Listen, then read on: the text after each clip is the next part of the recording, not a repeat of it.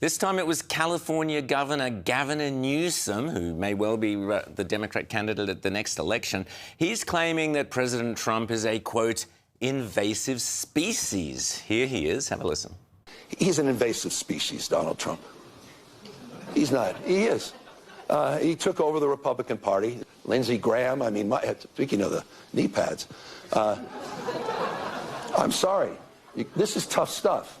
I don't recognize these people any longer. I used to respect Lindsey. Lindsey, you think what I'm saying about Trump's tough? How about what Lindsey Graham said about Trump? How about the Secretary of State, Marco Rubio? These are the same people. And this is why for things to change, we need to change.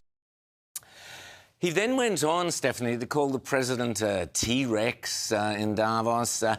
What do you make of these comments from Newsom? They seem, I guess, fairly deplorable.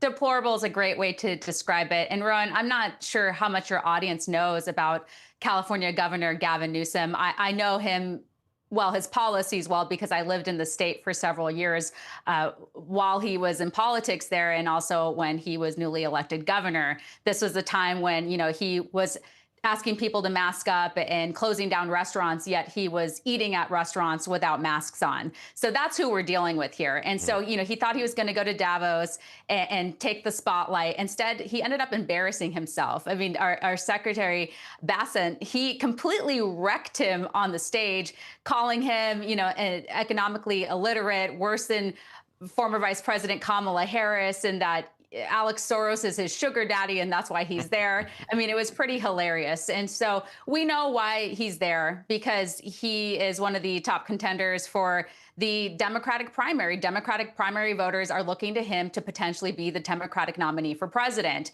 I don't think the majority of Americans want what California has to offer and what he's done to that state. They don't want that at the national level. And to me, again, it's astounding that he's even gallivanting around in Davos when he has a lot of serious issues to fix in California. Think about the homelessness crisis that they've thrown billions and billions of dollars at that they just can't seem to solve. Also, the Palisades fires that happened about a year ago. Did you know not one home has been rebuilt? So to me, it's just totally egregious that he's out there running around, being smug, rubbing elbows with world leaders when he needs to be at home helping his people. Absolutely, beautifully put. And do you think, what's your opinion, do you think he will run?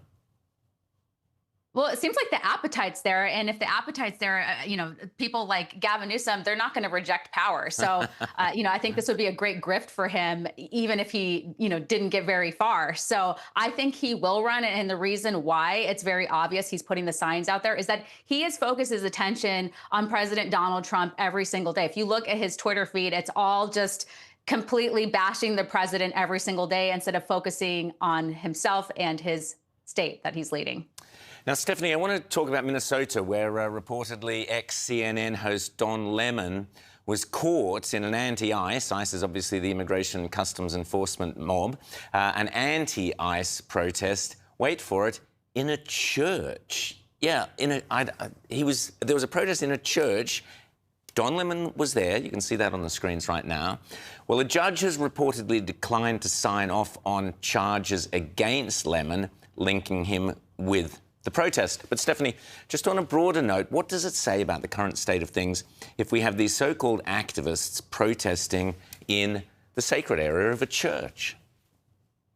It's just totally vile and disgusting what happened. It's an embarrassment. And I am not surprised that Don Lemon got let off the hook here. That was actually my prediction on a segment earlier today before it happened. And it's because it seems like the left always gets away with everything. And Don Lemon claimed he was doing journalism there. But it's interesting because if you actually looked into the details of his day, he seemed like he was in on it, like he knew all about it. And let's say, for example, he didn't actually know about it.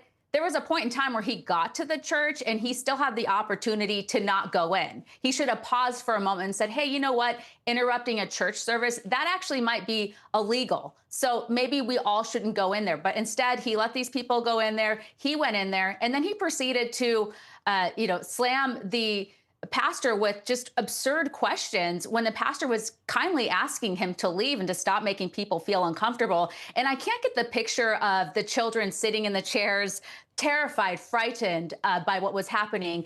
And these are in the times where people are doing violent acts in churches and violent acts in schools. So why wouldn't you think that somebody might hurt you? So again, it's really just a horrific thing that happened. And thankfully, there was some accountability. Some of the people who were the leaders of this protest were charged today. So that's good news. But I just hope that this sends a message to everyone else that this isn't going to be tolerated in the United States. Our Constitution will not be trampled like this. And so, again, very disappointed about the Don Lemon situation. But people are going to have to decide if they want to keep tuning in to somebody like him because, he has his YouTube channel now.